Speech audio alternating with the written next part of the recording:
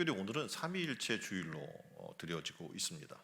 그래서 우리가 하나님을 생각할 때 성부, 성자, 성령 삼위의 하나님에 대해서 이야기를 합니다. 근데 이 삼위일체를 얘기하려고 하면 수많은 표현들을 하고 있지만 사실상 우리가 하나님을 알 수가 없어요. 왜냐하면 그분은 초자연적인 분이시고 우리는 굉장히 유한하고 제한적인 존재이기 때문에 그렇습니다. 그리고 이 삼위일체를 설명하려고 하는데 성경에는 보면 삼위일체라는 단어가 등장하지 않습니다. 그래서 이 단어가 등장하게 된 것은 2세기 중반에 신학자인 터툴리안이라고 하는 사람이 지금 그림에 나오는 것처럼 트리니티라고 하는 표현을 처음 사용하면서 등장하게 됩니다. 이 사람이 어떤 공식을 만들었냐면 성부, 성자, 성령 세 인격이 하나의 본질을 공유하고 있다라는 그런 의미의 공식을 만들게 되죠. 그래서 사람들이 그래요? 그러면 성부, 성자, 성령은 세 인격이 있는데 하나의 본질을 갖고 있고 하나이시다. 그러니까 우리는 이 개념들을 이해하려고 하면 숫자적인 개념으로 우리가 이해하기 때문에 굉장히 어렵겠죠. 그러니까 삼위일체가 어렵게 느껴지는 이유 중에 하나는 물리적으로 그걸 우리가 이해하려고 하기 때문입니다. 그러니까 실제적으로 유한한 우리의 표현으로는 삼위일체를 설명한다는 것은 불가능한 일이 되겠죠. 그래서 유진 피터슨이라고 하는 분이 이렇게 표현합니다. 하나가 셋과 같거나 또는 셋이 하나가 됐다는 식의 그런 숫자의 노름으로는 삼위일체를 이해할 수 없다. 삼위일체는 산수와 전혀 상관이 없다라고 이야기를 합니다. 그러니까 삼위일체는 성부, 성자, 성령을 스스로를 우리에게 계시하는 그런 하나님에 대해 생각하고 또 그분께 우리가 관계적으로 응답하는 법을 배우는 방식의 하나인 것이지 삼위일체라고 하는 그 단어를 우리가 이해한다든지 그걸 풀어 설명한다든지 할 수 있는 것은 우리의 언어적 또는 유한적, 제한적인 우리 존재의 모습으로는 표현이 불가능합니다. 근데 우리가 흔히 예배 안에서 많이 이 삼위일체가 드러나죠. 그래서 우리의 기도를 들으시는 분이 누구예요? 기도하잖아요. 기도를 들으시는 분이 누구예요? 성부 하나님이죠. 그래서 여러분이 그 기도한 대상은 성부 하나님께 기도를 합니다. 누구의 이름으로 기도합니까? 예수 그리스도의 이름으로 기도하고요. 그리고 이 기도를 할 때 우리의 힘으로는 기도할 수가 없어요. 성령께서 말할 바를 말하게 해주셔야 우리가 기도할 수 있거든요. 그래서 성령의 도움으로 우리는 기도하게 됩니다. 이런 식으로 관계 속에서 삼위일체 하나님을 설명이 가능하게 됩니다. 그림을 하나 보여드릴 거예요. 안드레이 르블로프의 삼위일체 이콘이라고 하는 그림인데 동방교회에서 발달한 예배용 성화입니다. 그림을 보면 성부와 성자와 성령께서 서로 고요하게 더 없는 깊은 사랑으로 서로에게 향하시는 그런 장면을 그려놓고 있습니다. 이 그림을 이렇게 보면 이제 다음에 보면 숫자가 나와 있어요. 보면 누가 성부고 누가 성자고 누가 성령일까요? 자, 그림에서 1번, 2번, 3번 되어 있죠. 누가 성부고 누가 성자고 성령으로 그려놨을까요? 그림을 이렇게 보면 그러니까 우리는 흔히 이제 우리나라의 중심에서 이해를 하게 되면 가운데 있는 분이 성부가 아닐까 우리는 생각을 하게 되죠. 왜입니까? 우리는 중앙에 있는 사람이 중요한 사람인 거잖아요. 그렇죠? 그러니까 성부가 중앙에 높은 사람이 그리고 이콘의 가운데 있으니까 항상 그 성부의 개념이 아닐까라고 생각합니다. 그림을 좀 더 이렇게 자세히 보면 가운데 있는 분이 누구를 바라봐요? 몇 번을 바라봐요? 1번을 바라보죠. 1번을 바라보면서 성부를 향하고 있는 성자의 눈길을 우리는 여기서 만나게 되는 거예요. 그럼 대략적으로 누가 성부고 누가 성자인지 알겠죠? 여기서는. 그래서 흔히 이제 이콘이나 아니면 표현을 할 때 이런 성화에서 표현을 할 때 성자는 파랑과 빨강을 이렇게 교차해서 입고 있는 존재로 그려놓고 있습니다. 그러니까 파랑은 천상을 얘기하고 그리고 빨강은 육신 그리고 지상. 그래서 지상에 내려오신 성육신하신 예수 그리스도를 표현하는 표현으로 파랑과 빨강을 표현을 해요.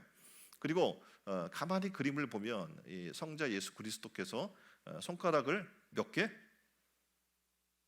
잘 안 보이나요? 손가락을 이렇게 2개를 펴고 있어요. 이건 뭐냐면 신성과 인성을 공유하신 분이다라는 것을 소개하고 있는 겁니다. 그리고 이 성자 앞에 그릇이 하나 있죠.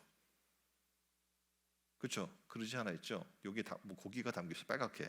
이게 무슨 고기냐면 양고기거든요.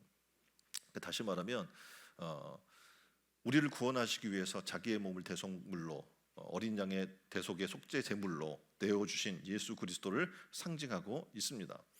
자, 그러면 옆에 3번 성령은 지금 어떤 모습을 누구를 바라보고 있는 것 같아요? 지금 보면 성자는 누구를? 네? 성부를. 성부는 누구를? 성령을. 그죠? 성령은 뭘 바라봐요? 아래를 보죠. 네. 지금 양고기가 담겨 있는 그릇을 지금 쳐다보고 있습니다. 그러니까 다시 말하면 성령의 역할은 뭐냐면 우리를 위해 대속하기 위해 이 땅에 오신 예수 그리스도를 우리에게 알려주는 역할을 합니다. 그러니까 그리스도가 누구신지, 그분이 왜 이 땅에 오셔야 했는지, 그분이 하신 일은 무엇인지 알려주는 역할을 하신다는 거죠. 그래서 하나님께서 어떻게 보면 성자 예수 그리스도를 이 땅에 보내시는데, 그분은 육신을 입고 이 땅에 오셨는데 뭐가? 요한복음에 보면 요한복음 1장에 뭐라고 해요? 말씀이 육신을 입고 이 땅에 오셨다고 이야기하는 거예요. 그래서 그 말씀이 육신을 입고 이 땅에 오셨는데 그 말씀을 우리는 잘 이해하지 못하는 거예요. 왜냐하면 이 언어가 분명히 언어로 되어 있는데 육으로 된 우리는 이 말씀이 잘 이해가 되지 않습니다. 근데 이거를 이해해주고 조명시켜주는 분이 계신데 누굽니까? 바로 성령이라고 지금 그림 안에서 지금 표현을 해주고 있습니다. 이렇게 성령의 조명, 성령의 이해로 말미암아 우리는 예수 그리스도의 은혜를, 하나님의 은혜를 우리는 알게 되는 거죠. 성령이 손을 보면, 오른손을 보면 이렇게 어디를 가리켜요? 아래를 가리키고 있는데 지금 테이블 아래 제단이 있고 자리가 하나 있어요. 다시 말하면 성령은 지금 손길이 여기 와서 우리에게 너희도 와서 앉아서 이 자리에 성부와 성자와 성령이 하나 되는 그 일에 너희도 참여하라라고 지금 얘기해 주고 있는 겁니다. 그러니까 로마서 8장에 보면 구원은 삼위일체 하나님의 은혜라는 거예요. 이 하나님의 은혜로 우리는 이 자리에 동참할 수 있는 거죠. 구원의 은혜의 자리에.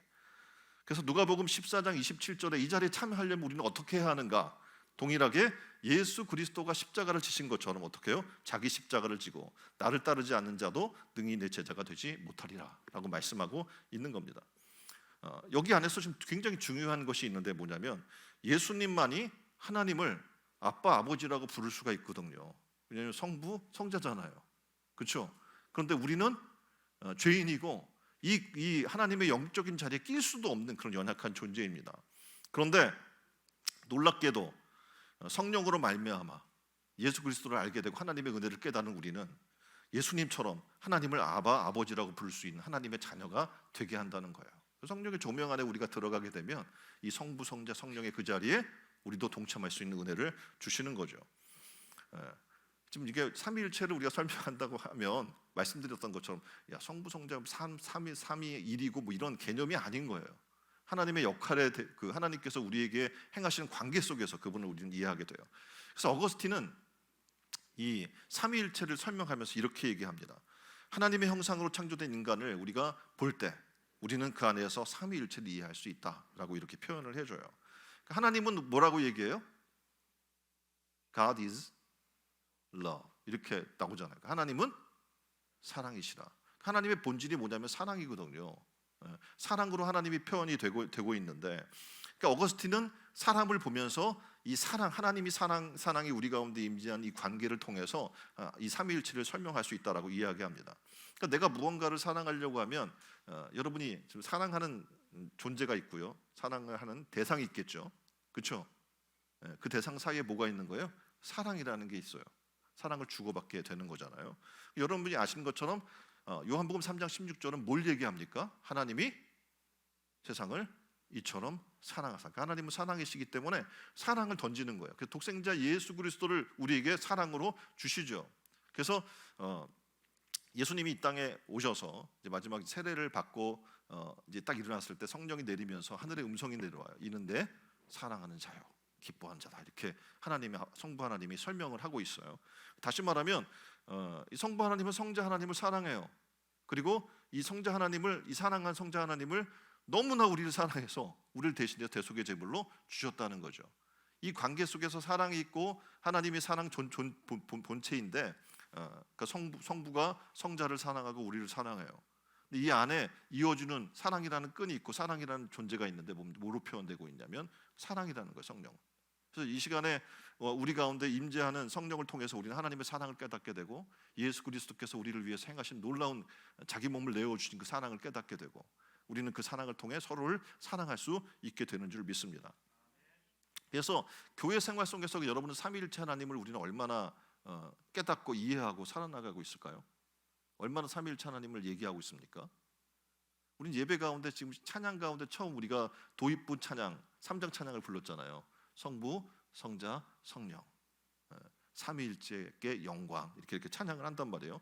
그러니까 이런 앞에 서두에 등장하는 2장이나 3장이나 이런 찬양들을 부르면서 우리는 성부, 성자, 성령 하나님을 이야기를 합니다. 또 언제 때 예배 때 지금 시작되는 그런 인내성을 통해서 삼위일체 하나님을 얘기한다면 또 등장하는 때가 있어요. 삼위일체 하나님을 언제 때? 축도 때, 그렇죠? 축도 때 어떻게 해요? 성부, 성자, 성령 하나님의 이름으로 어떻게 해요? 축복을 하고 있는 것을 우리는 압니다. 그리고 또 우리는 세례 받을 때도 그렇게 하죠. 성부, 성자, 성령의 이름으로 세례를 받습니다. 자, 마가복음 1장 10절로 11절에 세례 받는 장면이 등장을 합니다. 물에서 예수님이 올라오실 때 하늘이 갈라짐과 성령이 비둘기같이 자기에게 내려오심을 보시더니 하늘로부터 소리가 나기를 너는 내 사랑하는 아들이라 내가 너를 기뻐하노라 하시니 아버지 하나님, 성자 하나님, 성령 하나님 이거 다 등장을 하고 있는 내용이 바로 이 말씀이고요. 아까 조금 전에도 말씀드렸던 것처럼 축도에도 어떻게 해요? 고린도후서 13장 13절로 14절에 예수 그리스도의 은혜 카리스라고 하는 것과 하나님의 사랑 아가페라는 것과 성령의 교통 코이노니아라고 하는 것이 너희 무리와 함께 있을지어다라고 성경에 고린도 후서 13장 13절로 14절의 말씀을 인용해서 우리가 어떻게 축도를 하게 됩니다. 로마서 8장 15절로 17절에는 실제적인 우리의 삶을 통해서 하나님의 통치가 이 나라와 이 땅에 임하게 될 것을 이렇게 얘기해 주고 있어요. 너희는 다시 무소한 종의 영을 받지 아니하고 양자의 영을 받았으므로 우리가 아빠 아버지라 부르짖느니라. 성령이 친히 우리의 영과 더불어 우리가 하나님의 자녀인 것을 증언하나니 자녀이면 또한 상속자 곧 하나님의 상속자요 그리스도와 함께한 상속자니 우리가 그와 함께 영광을 받기 위하여 고난도 함께 받아야 할 것이니라. 아멘. 이렇게 성부, 성자, 성령 하나님의 은혜를 통해 우리는 하나님의 자녀가 됐습니다. 우리가 영광을 그 하나님의 영광에 동참하기 위해서 모두 고난도 함께 받아야 할 것을 우리에게 지금 가르쳐주고 있는 거예요. 이렇게 우리는 지금 삼위일체 주의를 맞아서 삼위일체 하나님은 어떤 분이고 우리에게 어떤 관계성이 있는가를 잠깐 우리가 살펴봤어요. 근데 이 한 달 동안에 우리는 너무나 놀라운 주제를 얘기하려고 해요. 뭐냐면 하나님의 나라예요. 하나님의 나라는 어떤 나라예요? 하나님께서 다스리고 통치한 장소라고 얘기했어요. 그러니까 어떤 우리가 장소 스페이스를 이야기하면 어떤 플레이스를 얘기하거든요. 그러니까 이런 교회처럼 예배당이라든지 뭐 이런 장소를 얘기하는데 성경에서 이야기하는 하나님의 나라는 그건 장소적 개념이 아니거든요. 어떤 개념이에요? 하나님의 다스림과 통치가 있는 곳을 뭐라고 그래요? 하나님의 나라라고 이야기합니다. 그래서 우리는 이 하나님을 잘 이해할 필요가 있는데 이 하나님이 아까 이야기한 성부 하나님만 얘기하는 것이 아니라 성자 예수 그리스도도 있고 누구도 있어요? 성령이 성자가 이 땅에 말씀이 육신으로 오셔서 우리에게 행하신 놀라운 일들을 가르쳐주고 이해시키고 그걸 조명해서 그 하나님의 사랑을 발견하고 그 사랑 안에 살게 하는 놀라운 은혜가 있다라는 거예요. 그래서 우리는 이 삼위일체주의를 맞아서 이 하나님에 대해서 우리는 경험해야 합니다. 그리고 만나려고 힘써야 되는 거예요. 그럴 때 어떡합니까? 하나님의 나라가 우리 가운데 있게 될 줄 믿습니다.